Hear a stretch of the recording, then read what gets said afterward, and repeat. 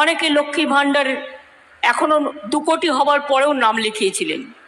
তাই তাদের মধ্যে থেকে আরও 90 লক্ষ মহিলাদের আমরা লক্ষ্মীর ভাণ্ডারে ঢুকিয়ে দিলাম।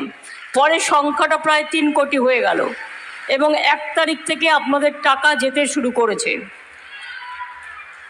প্রায় 10 লক্ষ বার্ধক্য ভাতা দেওয়া হয়েছে নতুন করে, যেটা বাজেটের বাইরেও দেওয়া হয়েছে। 1,04,000 মহিলা বিধবা ভাতা দেওয়া হয়েছে, 7,000 মানবিক ভাতা। কন্যাশ্রী প্রকল্পে আরও 10 লক্ষ সংযুক্ত করা হলো।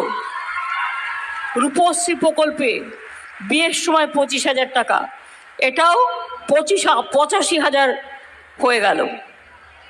অনেক রকম প্রবলেম সত্ত্বেও মনে রাখবেন 1,16,000 কোটি টাকা আমরা পাই।